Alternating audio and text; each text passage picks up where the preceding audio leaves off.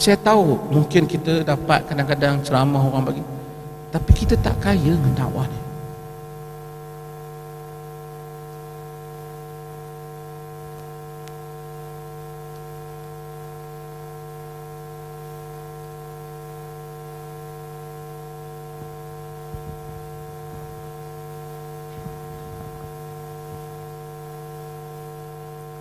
Anas bin Malik dia riwayatkan hadis Nabi SAW. Kata Anas, satu orang tanya Nabi SAW, inna rajulan sa'ala Nabi SAW, mata sa'ah. Satu orang tanya Nabi, bilakah kiamat? Nabi jawab kepada dia yang hadis yang kita tahu, madza a'addatta laha, kau bersiap apa nak kiamat? Kata orang ni, ma'adattu bi syai'in illa anni uhibbullaha wa rasulah. Kata dia, aku tak bersiap apa melainkan aku sayang Allah dan Rasul. Nabi SAW jawab, Nabi kata, anta ma'amman ahbabta, engkau bersama dengan orang yang engkau sayang. Kata Anas, ma farihna bi syai'an farahana biqauli Rasulillah, biqauli Nabi sallallahu alaihi wasallam, anta ma'amman ahbabta. Kami ni tak pernah gembira lebih daripada apa yang kami gembira dengan perkataan Nabi SAW, engkau bersama dengan orang yang engkau kasih. Kata Anas lagi, fa ana uhibbun Nabiy sallallahu alaihi wasallam wa Abu Bakr wa Umar wa arju an akuna ma'ahum bihubbi iyahum wa im lam a'mal bimithli a'malihim.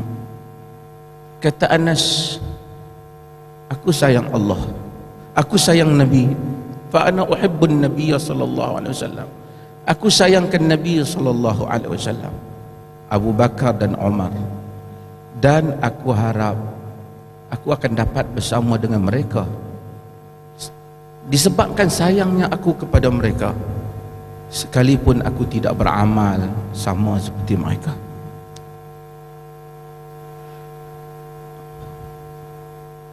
Para Nabi alaihi wassalatu wassalam memulakan dakwah ni. Kita tidak seperti mereka, kita tak seperti Abu Bakar dan Umar, tapi kita sayangkan perjalanan mereka. Kita harap dengan perjalanan mereka ini kita dapat tiru.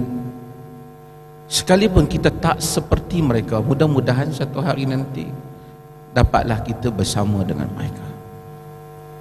Dakwah ni, hadirin dan hadirat sekalian, dakwah ni panjang usia dia. Kita ni, kalau saya nak pegang mikrofon ni cerita tentang apa yang saya buat, malu saya.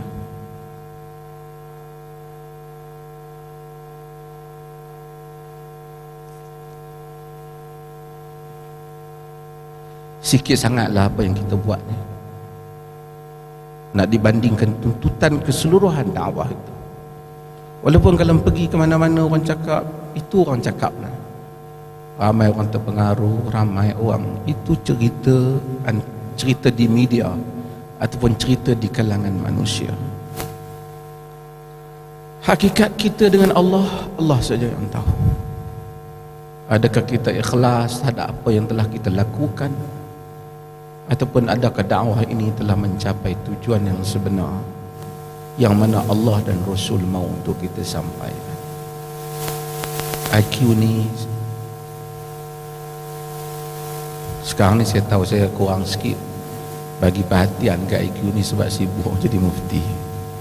Sebab saya tahu orang IQ dah lama dah dia buat kerja dakwah ni, tak perlulah setiap hari saya nak abang apa, dia orang pun dah tahu dan telah buat yang terbaik. Kami di IQ ni tak adalah memperjuangkan apa-apa, memperjuangkan lambang untuk dipakai di baju ataupun ni. Macam saya sebut dalam, saya kata dakwah ni, organisasi ni sekadar satu kenderaan sajalah. Akhirnya yang akan berdiri di hadapan Allah Jalla wa'ala ialah kita semua. Fulan bin Fulan, Fulan bin Fulan. Apa yang telah kita buat di medan ini. Mudah-mudahan Allah Ta'ala rahmati kita.